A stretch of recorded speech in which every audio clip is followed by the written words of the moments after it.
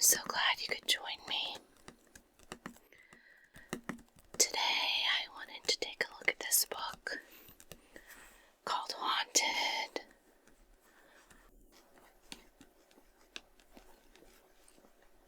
Key West by David L. Sloan. And this is a 2 books in one and includes Haunted Hemingway and it has been autographed. But on the other side is Strange Key West by Matthew Sean Casey. And these were printed in 2003. But since everyone seemed to enjoy the coloring of the last one, I thought I would start off by coloring this page from iHeartCraftyThings.com. And if I need to add a little more, I have another page that I can color as well. So, I'm going to go ahead. I thought this time I would just leave the pencils in the box and just pick out the color I want to use by sifting through it. Get some pencil sounds that way. What should we start with? I'm going to start with some of the houses in the background. While I color, you'll hear me reading different stories from the book. The Lady of the Lane. Apple Ruth Lane is known for the popular bars serving up drinks for the masses, but stories continue to emerge about a different kind of spirit who is looking for more than a drink. The Lady of the Lane is only the beginning of a mystery that has yet to be unraveled, and perhaps never will.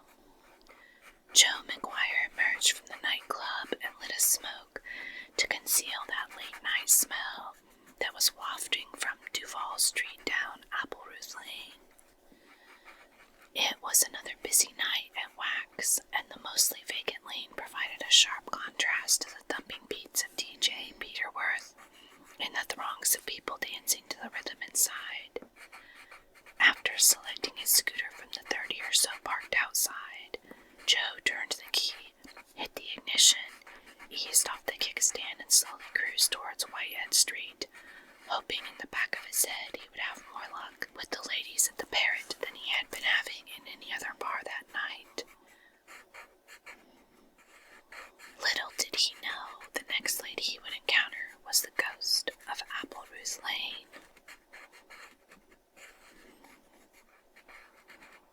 Nobody is quite sure who this mysterious lady is, but unlike most ghosts, she does not stick to one place, preferring instead to visit locations up and down the lane, which is only 1 block long and nestled in one of the busiest parts of town.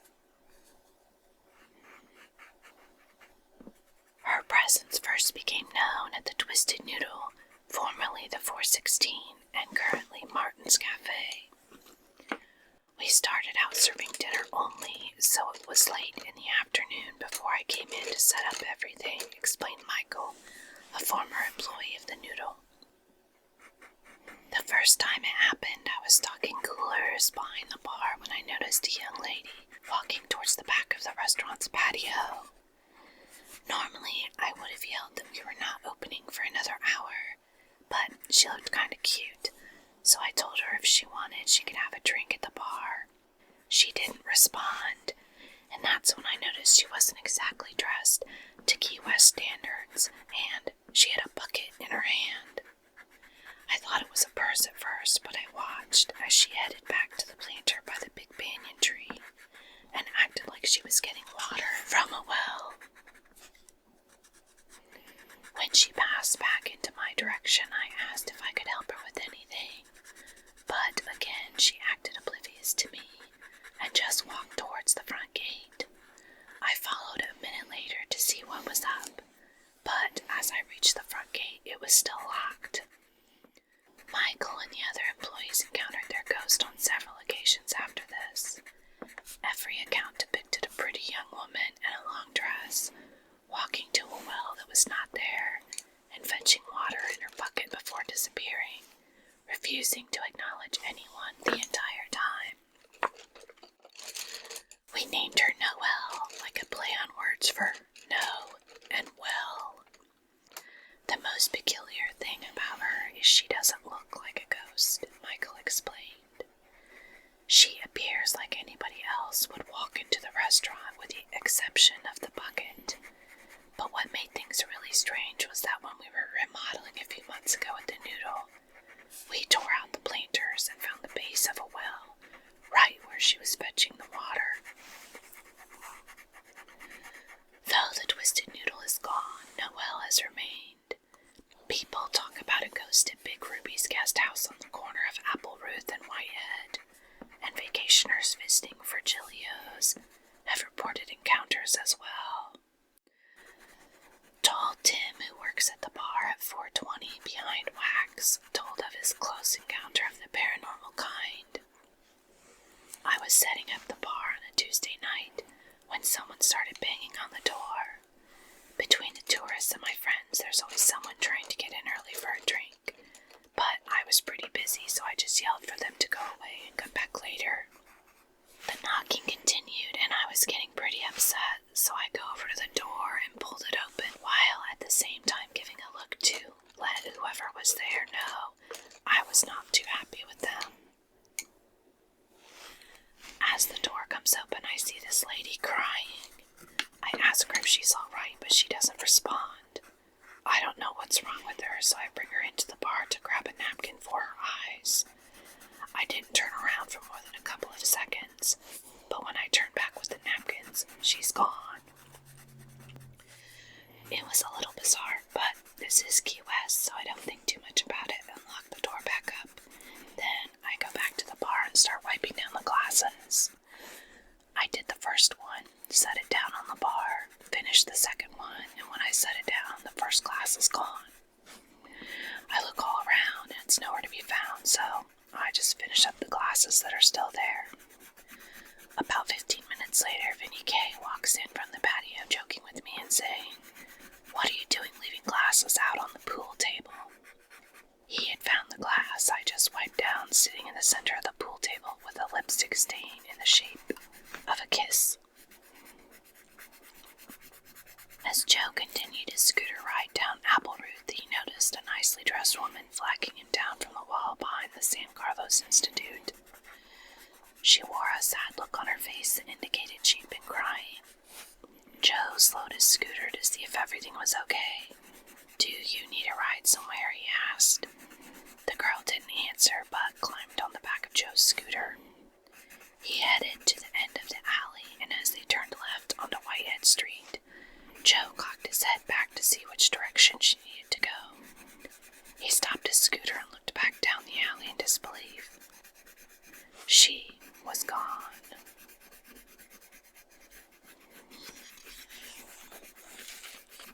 That'd be quite the encounter, wouldn't it?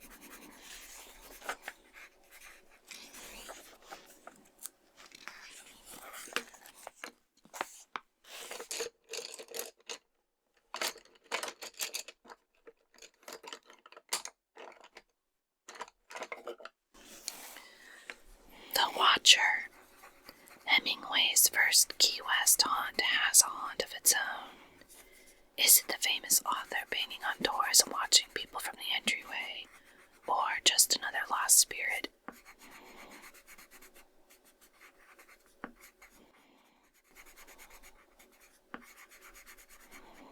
I watched with curiosity for several years as the tuxedo-clad gentleman led people past my residence, pausing briefly to point out the plaque reading, "On this site in 1886, nothing happened."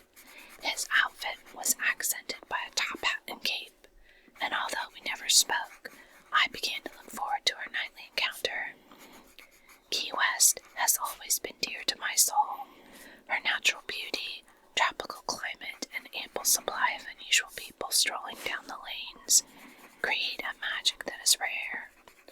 It was the people who first drew me from my room to the streets, and some years ago I began the nightly ritual of watching the world unfold from the comfort of my front door.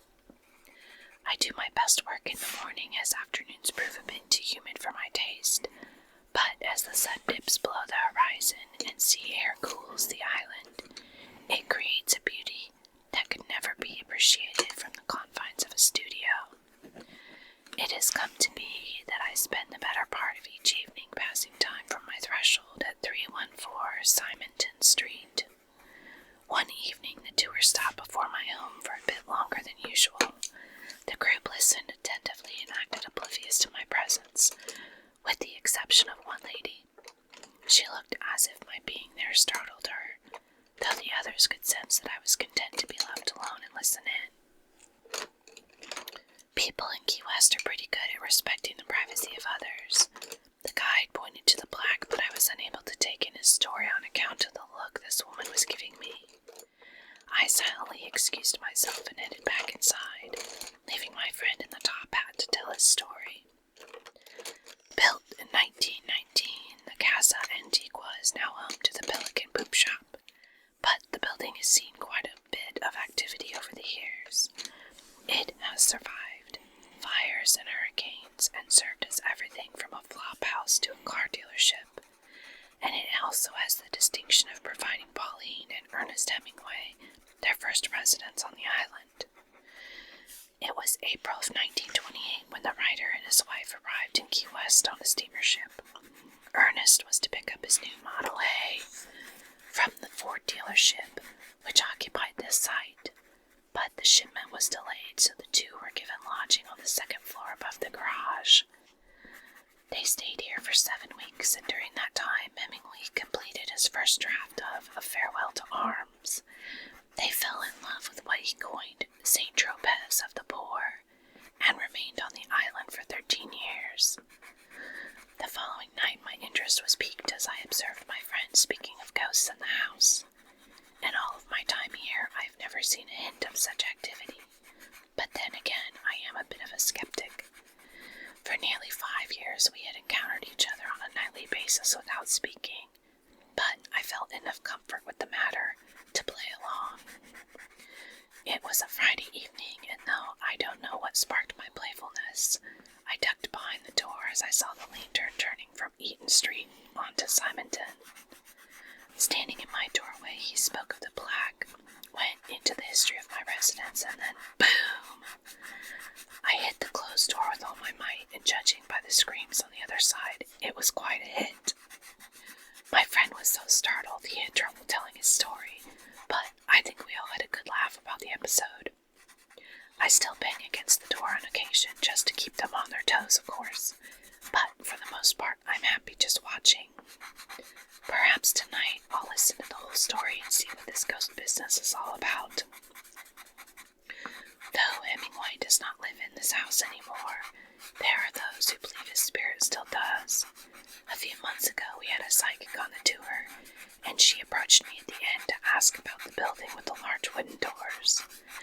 At the time I was not sure which building she was talking about, but the psychic explained she'd seen a ghost standing in the doorway.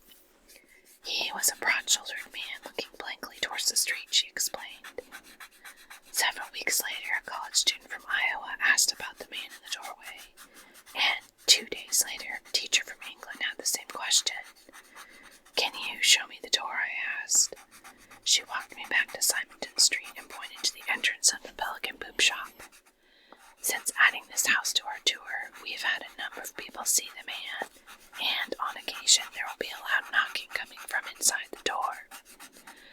Some say it's the ghost of Ernest Hemingway, but if George Washington had slept here, they would probably say it was his spirit. During a time when the building served as an auto shop, there were some men who died when batteries exploded in the heat. The ghost could be Hemingway, an unfortunate mechanic, or one of the many people who had the good fortune of staying in the was home. We don't like to speculate, so let's just call him the Watcher, as that is what he likes to do. Well, that story seems a bit peculiar. They're talking about me as if I am a ghost. Oh, that was a good one.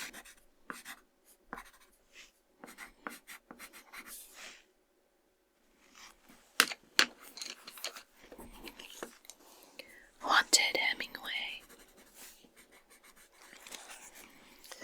Actually, this one is one of my favorites in this book.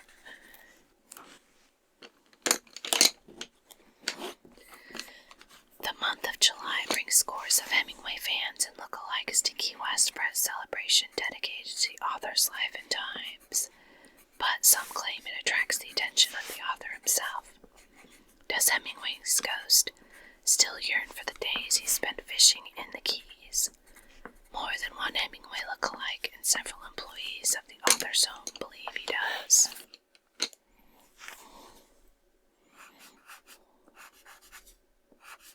Six men gathered around the sturdy oak table that occupied the majority of the floor space on the drinking side of the chart room bar, tossing back mojitos and cracking the salty peanuts before disposing of their shells on the floor. Each man had a devilish gleam in his eyes as he crafted a story that would one-up the tale told before it. "Another mojito," Frank beckoned to the bartender while puffing his chest and deepening his voice for effect. "Make that two," mimicked Lenny, his voice even deeper than Frank's. Not to be outdone, the remaining four men followed suit with the drink orders, each one puffing their chest and lowering their voice with greater exaggeration than the one before them. When the sixth man had ordered, they simultaneously broke into a roar of laughter. Valerie crushed mint, added sugar and rum, and began working her way around the table, placing a drink before each of the bearded gentlemen. "There you go, Ernest. And here's one for you, Ernest. A mojito for Ernest. The same for Ernest. Another for you, Ernest. And last but not least, your mojito, Mr. Hemingway." They raised each glass to the center of the table and toasted the real Ernest Hemingway. These lookalikes were just brushing up for the storytelling competition the following day. The drinks continued to flow as each took their turn spinning yarns about fish they had caught, girls they had landed, or drinks they had drunk. When Frank's turn came around, a solemn look went across his face, and after many moments of uncomfortable silence he spoke. "Turn down the lights, Valerie." She couldn't tell if it was a demand or a request, but heeded his instructions and allowed the room to be cast in little more than shadows. Frank grasped the Ouija board from a pile of games beneath the television and placed its components on the table. "You are all aware that the Ouija board has the power to connect us directly with the dead, but you may not know that the dead are already among us. Interred in this very bar on which the mojitos you are enjoying were prepared are the ashes of a man who used to frequent the chart room. Next to his ashes is an empty space reserved for General Chapman of the Conch Republic when he passes.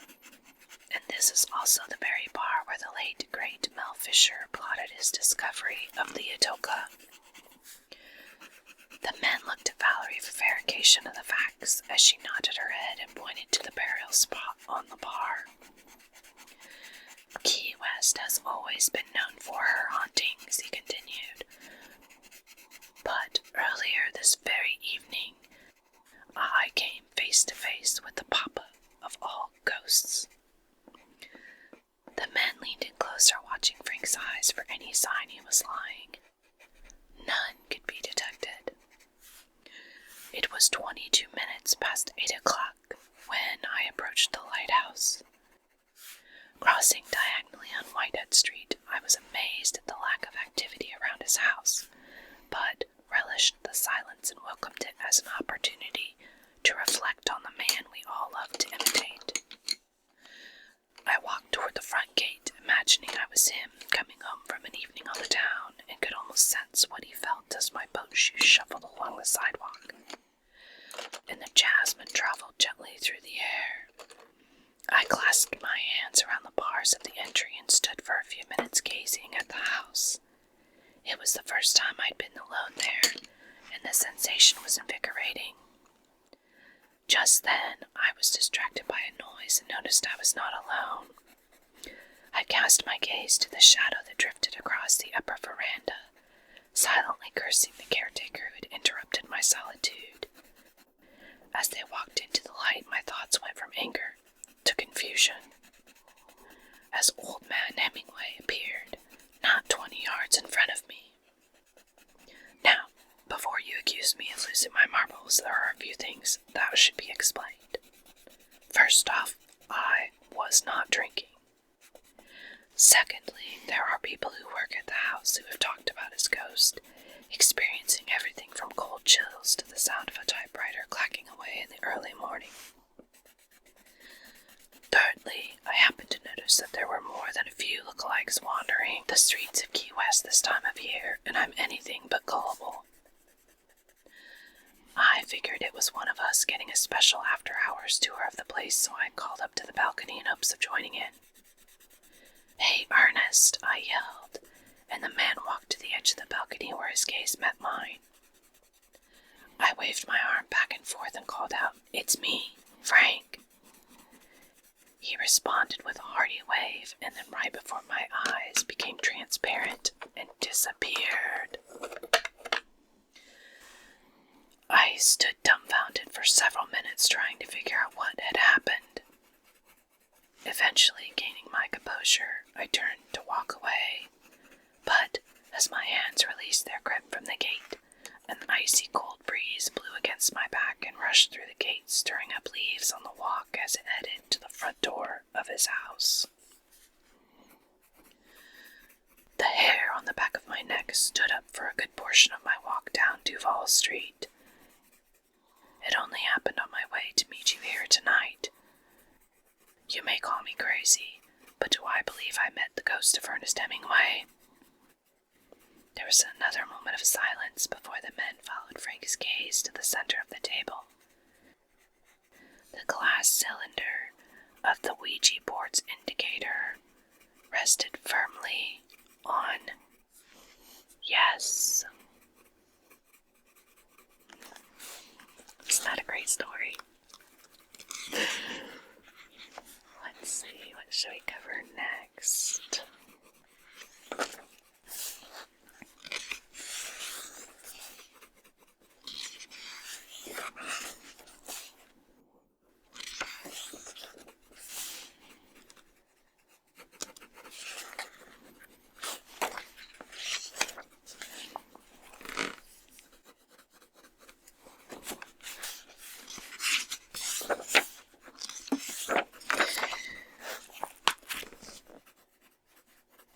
This one was pretty creepy, and it reminds me of the movie The Mask.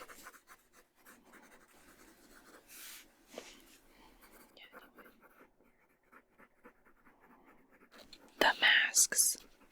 The Salvation Army thrift store is normally a place to seek out bargains and find some great deals, but one Key West man got more than he bargained for.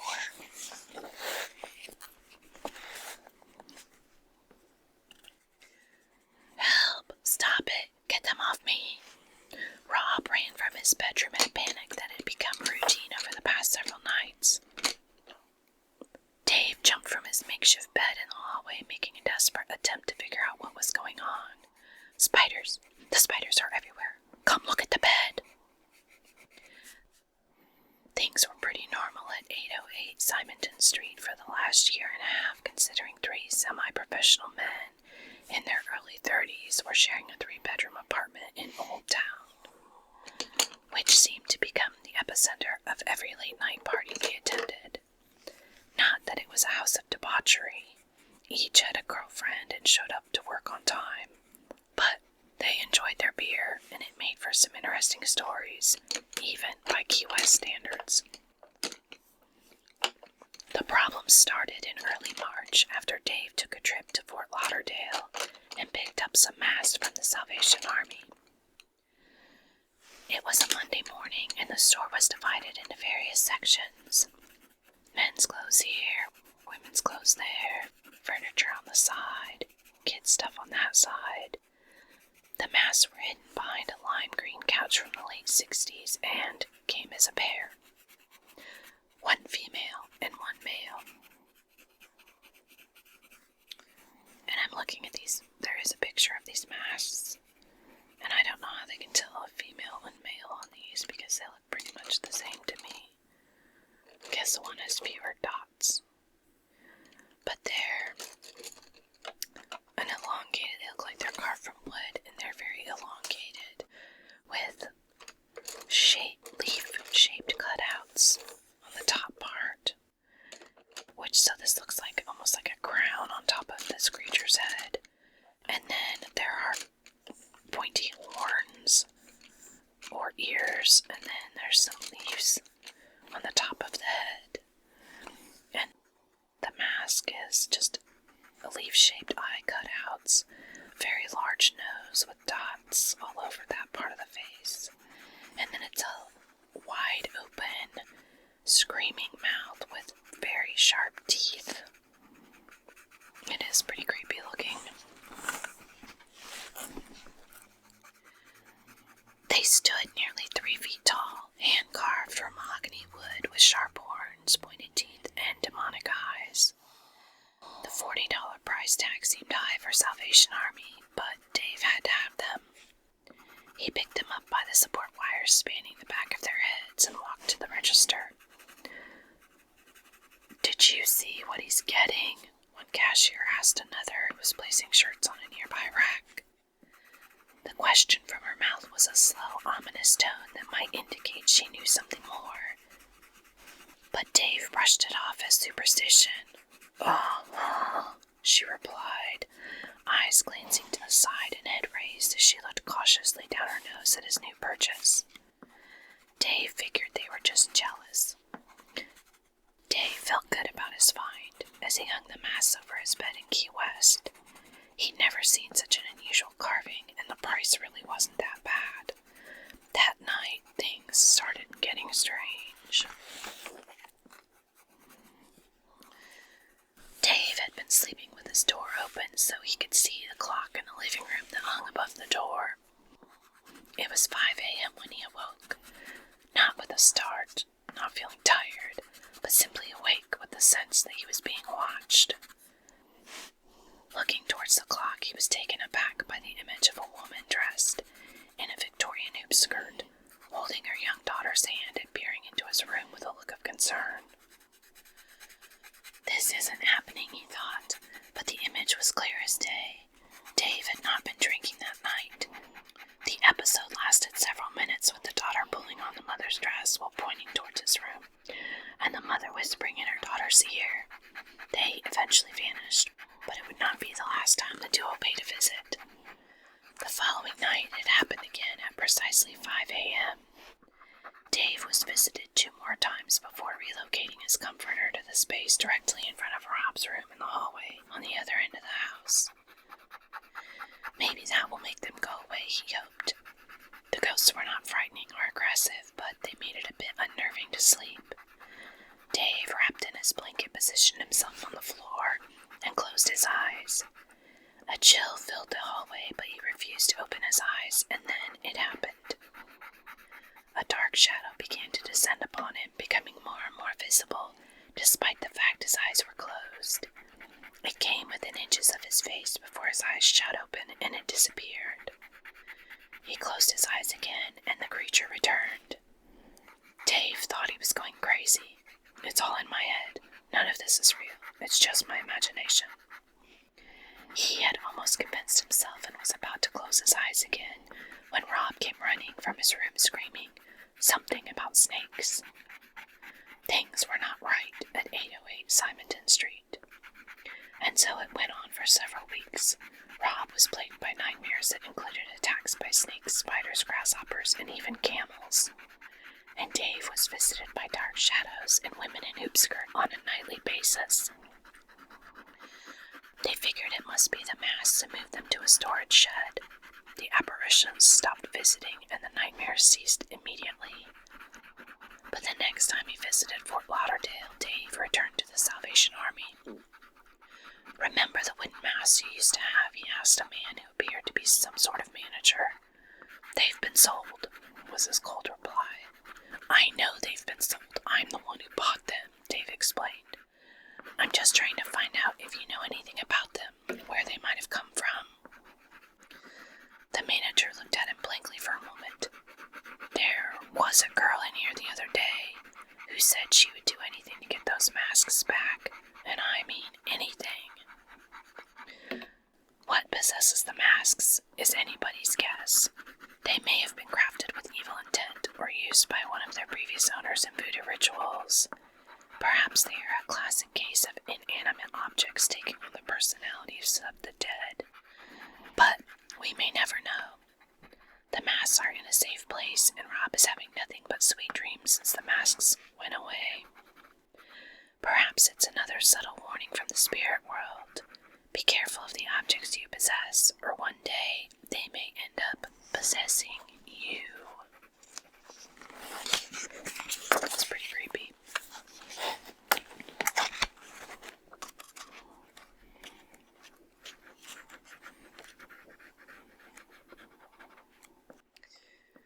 Let's go to the other side of the book and read a little bit about Strange Key West.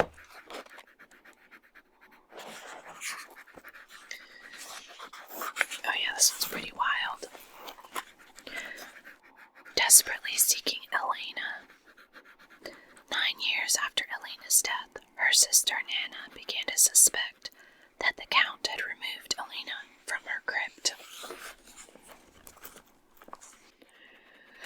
It says there is a display in the Ripley's Believe It or Not Museum of Elena and her admirer. Few visitors leave Key West without hearing the bizarre story of Count Karl von Kassel, a man who lived with the corpse of his beloved Elena for 7 years. When he was discovered, her body was taken away to a secret burial place. It's a well-known tale and has been featured in numerous magazine articles, books, and television shows. Questions abound about many aspects of the story, from the Count's sanity to his preservation methods. But there is one question I hear far more often than any other in my job as a guide for the original Key West Ghost Tour. Where is Elena buried now? Well, let's start with what we know. Count Karl von Kassel was a self-proclaimed count hailing from Germany. He left his wife and 2 daughters to start a new life for himself in Key West in 1927 and took a job as an X-ray technician at a local hospital. I wonder if he had any experience.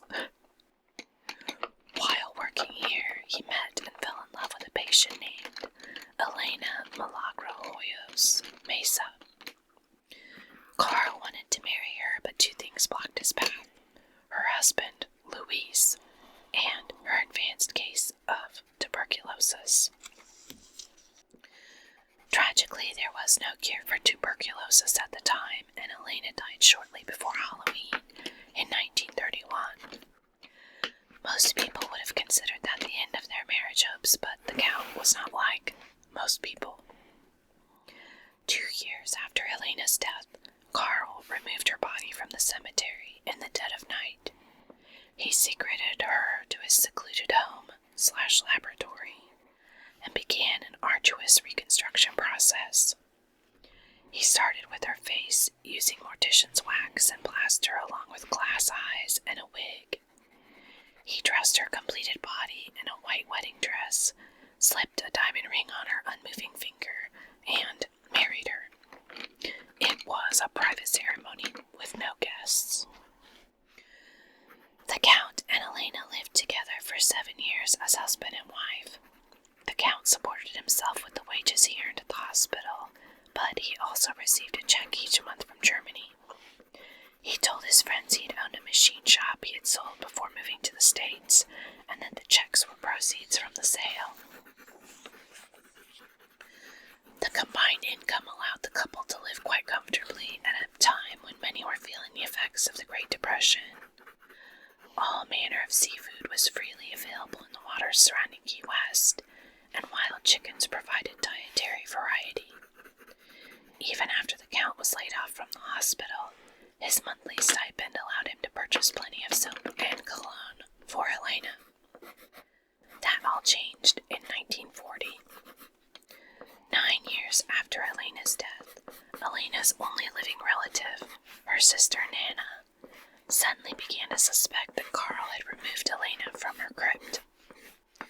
After 2 confrontations in the cemetery, the second in front of a crowd of witnesses, Carl invited Nana to his home to finish their discussion in private. There, he confirmed Nana's worst fears. He revealed her sister, 9 years dead, lying in his bed. He tried to rationally explain that he was merely taking care of Elena, and told Nana of his ongoing efforts to bring Elena back to life. Nana was not comforted by Carl's explanations. As she left Carl's home with her husband, Nana insisted that Carl place her sister's body back in the cemetery where it belonged. The Count refused, saying that Elena belonged by his side. Essentially, he told Nana that Elena would only return to the cemetery when they could both lie there together for eternity. Now, at this point, if I was the sister, I would make sure that happened immediately. Nana did not want to wait for the Count's death to have her sister laid to rest, but for some unknown reason, she did wait 5 days before doing anything about it.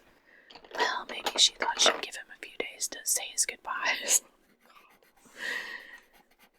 Police arrested the Count at his house 5 days after the argument in Carl and Elena's bedroom, and reclaimed Elena's body. Elena was put on display in a local funeral home, where more than 6,800 people flocked from all over the world to see Elena. The Count never went to trial, although he was forced to undergo a hearing to determine the state of his mental health. The verdict? He was as sane as anyone else in Key West and was set free, albeit without his bride. The chief of police, an undertaker, and the cemetery sexton buried Elena's remains in an undisclosed location. The Count left Key West for a rural South Florida town called Zephyr Hills. 3 hours after his departure, Elena's empty crypt exploded. The feeling around town was that he had dynamited it to show the locals exactly what he felt about their meddling. Carl died 12 years later in his home. The sheriff who discovered his body also found an altar devoted to Elena and a casket on a long table. Resting inside the casket was a replica of Elena's body he had made when he still had Elena at his house. This is where the facts end and the questions begin. How did the Count deal with the odor of his decaying bride? Soap and perfume. Did he have a bug problem? Yes. What did he use to rebuild her? Lots of things. Did he rebuild her entire body? Those parts that were important to him. Did they share a bed? Yes. And of course, where is she now? One man took me aside after a tour and began speaking in hushed tones. I was a little nervous when he said he would give me $500 in cash and never told a soul. Thankfully, he only wanted to know the location of Elena's body so that he could pay his respects. Most people have a theory about this, and most of them make a certain amount of sense. Some believe Elena was reburied just outside the cemetery sexton's office, so he could keep an eye on her.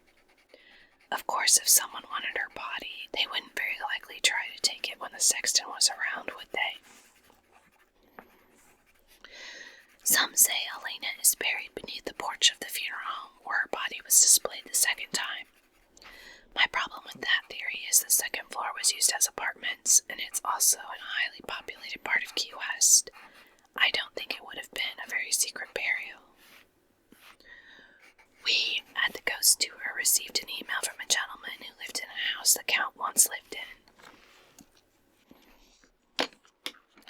The man's dog had been digging up human bones in his driveway. Keep in mind, bones are not unusual find in Old Town, especially after a heavy rain because of all the Native Americans that were buried here. Also, why would they try to hide Elena in the Count's front yard? The same doubts arise when people say Elena was buried right behind her empty crypt. Of course, I might have doubts about any location suggested to me because I don't believe for a second that she was reburied in Key West at all. Key West may be a tropical island, but it's also a small town, and it's next to impossible to keep a secret in a small town. How people found out that the Count had Elena's body will forever be a mystery, but some locals definitely knew. A number of older residents say that as children they used to sneak out to the Count's house and then dare each other to look in the window at Elena. So why would this behavior be allowed to continue? For one thing, Key West is a very tolerant community. As long as you're not hurting anyone, people really don't care what you do. Both of Elena's parents died a few years after she did, and her husband left her for another woman when she first fell ill. Nana was the only one left of Elena's immediate family, but the Count had a lot of something that most people didn't: money. It probably wouldn't have cost the Count very much to ensure his privacy, but it must have rankled him to have to hide behind his money. As far as he was concerned, he'd done nothing wrong. He was merely taking care of his wife. In fact, he was trying to bring her back to life. He shouldn't have had to pay for privacy. He should have been revered as a scientist on the cutting edge of progress. After 7 years of hiding out, he may have decided to put an end to the bribes. It might also have been necessary to cut his expenses after he was laid out from the hospital. It would certainly explain why Nana waited so long to confront him. It might also explain the 5-day delay between her discovery and the Count's arrest. Surely she would have given him a deadline to start paying again before she killed the golden goose. Regardless of what you think of the Count's actions, it's obvious that he was not only highly intelligent, but crafty as well. He waited almost 2 full years after Elena's death to try to reclaim her body. He painstakingly planned the breakout and even had a dress rehearsal the night before he took her. It's doubtful that he would not have had a contingency plan in place in case someone tried to take Elena from him. There's also the matter of the replica found in his house after his death. Why would he make a replica if he didn't know that someone was coming for the original? And why would he spirit away a replica of Elena when he could just as easily have hidden her away and left the replica for the police to find? I believe the Count did just that. The police find the replica, display it, and then secretly bury it. The Count, after being judged sane, perhaps a final bribe, leaves Key West with all his possessions, including Elena. He enjoys 12 more years of wedded bliss before he dies, and the sheriff finds him with the replica. This begs another question. What did they do with the replica Elena? We don't know, but while I may be a hopeless romantic, I like to think they just placed the Count into the casket with Elena beneath him and buried them together. It would have been the easiest means of disposal for them, and the best the Count could have hoped for. People will probably never tire of discussing this unique love story, and will probably never stop seeking Elena's final resting place.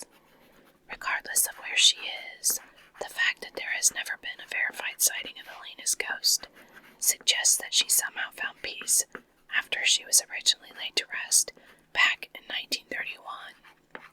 It's a good thing, too, because if anyone deserves a rest, it's her.